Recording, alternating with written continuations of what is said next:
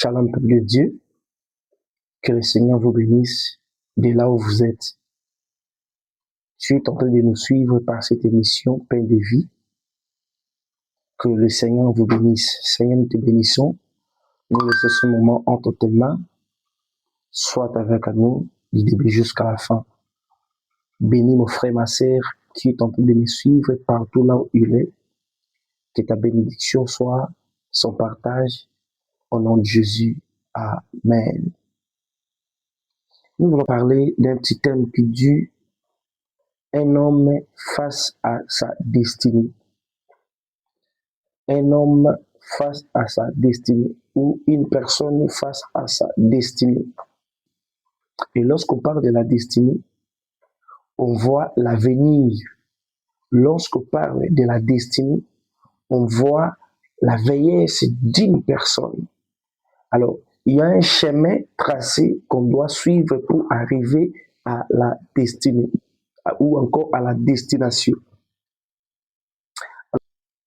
Trois vérités à savoir pour arriver à la destination. La première vérité qu'on doit savoir, suivre le chemin tracé par Dieu pour arriver à ta destinée. Bien-aimé dans le Seigneur, ta destinée est devant toi. Ton avenir est devant toi. Ta vieillesse est devant toi. Mais pour arriver à ta destinée, tu dois suivre le chemin tracé par Dieu. Vous savez ce qui se passe dans le chemin tracé par Dieu? Sur le chemin tracé par Dieu, il y a des choses. Il y a le bonheur, il y a aussi la souffrance. Alors, tout dépend de la vie de tout et chacun. Chacun a sa destinée. L'autre est destiné pour être médecin. L'autre il est destiné pour devenir pasteur, je ne sais pas moi. Tout et chacun de nous a sa destinée.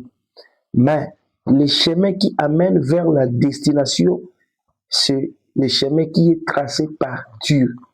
Pourquoi? C'est parce que c'est Dieu qui connaît ton avenir. C'est Dieu qui connaît, qui a la maîtrise de ton avenir. Raison pour laquelle tu dois suivre le chemin tracé par Dieu. Par des moments, ça nous arrive sur le chemin tracé par Dieu, tu vas rencontrer beaucoup de choses et tu vas commencer à poser des questions. Est-ce que ce que je suis en train de traverser, c'est la volonté de Dieu? Bien-aimé, laisse-moi te dire que la plupart des enfants de Dieu qui marchent selon la volonté de Dieu, beaucoup de choses qui arrivent dans leur vie, c'est une formation. C'est une formation pour toi. Alors, ce que tu dois savoir, tu dois rester sur le chemin tracé par Dieu. Peu importe des moments difficiles, des moments compliqués de la vie, tu dois rester sur le chemin tracé par Dieu. Parce que c'est au travers de ce chemin qui va t'amener. Psaume 119, verset 9, la Bible dit, comment un jeune homme rendra-tu pire son sentier en se dirigeant d'après ta parole? Tu vois, quand tu es sur le chemin tracé par Dieu, tu dois écouter la parole de Dieu parce que c'est la parole de Dieu qui va te donner la force. C'est la parole de Dieu qui va te montrer le chemin. La Bible dit, ta parole est une lampe par mes pieds.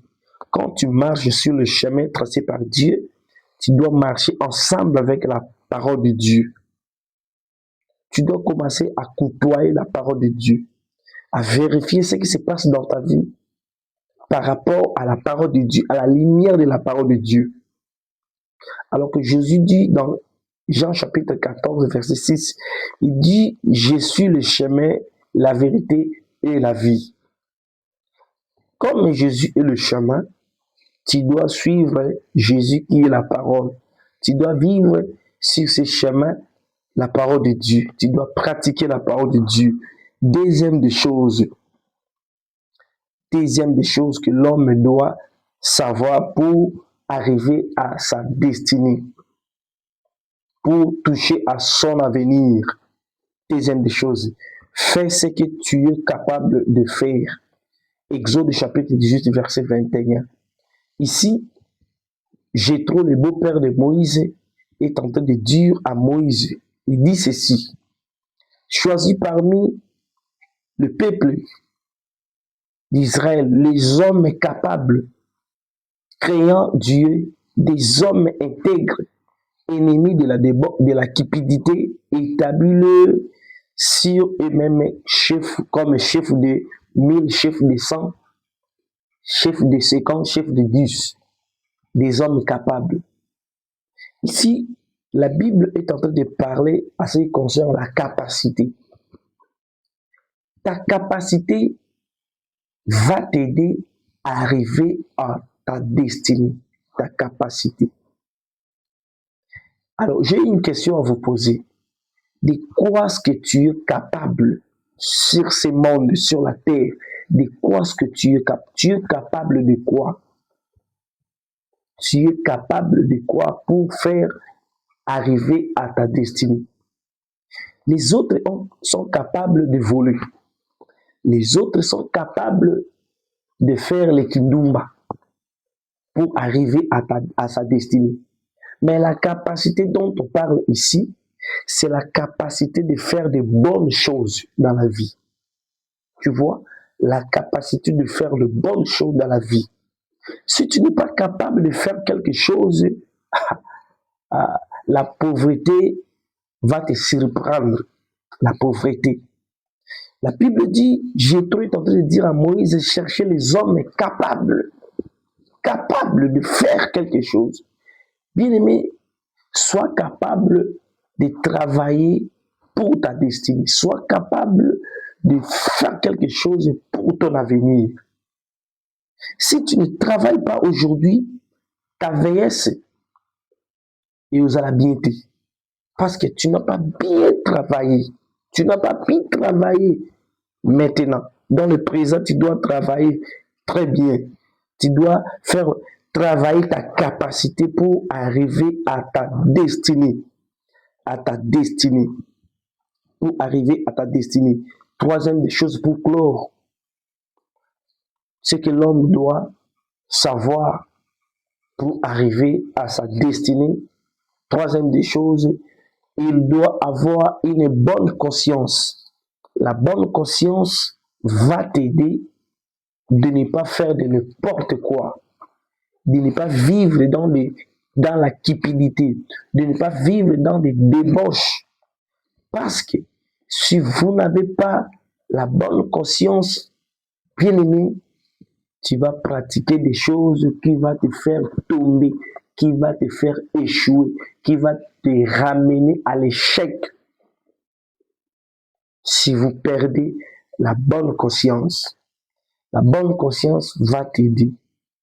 Voyons ce garçon-là. Le garçon, il a dit à son papa, donne-moi le bien qui me revient. Et son papa lui a donné ce qu'il avait demandé. La Bible dit, il est allé loin de la face de son père. Là où il était parti, il a commencé à vivre dans le débauche. Il a terminé tout son bien. Alors la Bible dit, il s'est trouvé dans le besoin. Il s'est trouvé dans le besoin. Quand on se trouve dans le besoin, on a tendance d'avoir quelque chose. Mais si vous n'en avez pas, je crois que vous allez commencer à vivre dans la souffrance. Le garçon a commencé à vivre dans la souffrance. Mais ce que moi j'aime, la Bible nous montre quelque chose par là. La Bible dit, il a commencé à dire de lui-même, il dit ceci. Il dit, à la maison de mon père, il y a des serviteurs qui mangent chaque jour. Très bien. Mais ici, je suis en train de souffrir. Qu'est-ce que je dois faire? Je dois rentrer à la maison de mon père. Je dois rentrer à la maison de mon père. Parce que je sais que là-bas, il y a à manger. Je dois quand même rentrer. Il a décidé de rentrer à la maison. Il a pris une bonne conscience en lui. pour rentrer à la maison. J'aimerais dire à quelqu'un, il n'est pas encore tard pour toi. Peut-être tu es parti loin de ton Père. Le Père dont on parle ici, c'est notre Dieu. C'est lui qui est notre papa. Il a besoin de toi. Il n'est pas encore tard. Parce que vous avez encore le temps au-devant de toi. Vous avez encore le souffle de vie. Ce n'est pas encore tard. Tu peux rentrer même maintenant là. Pendant que je parle ici, tu peux rentrer maintenant dans la maison de ton Père. Parce que ton Père a besoin de toi.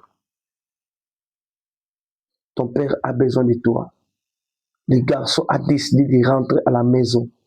Il dit, je me lèverai et j'irai vers mon Père. La Bible dit, lorsque le garçon est arrivé à la maison de son père, papa n'a ayambi na maboko mibale. Et ça sera aussi de même pour toi.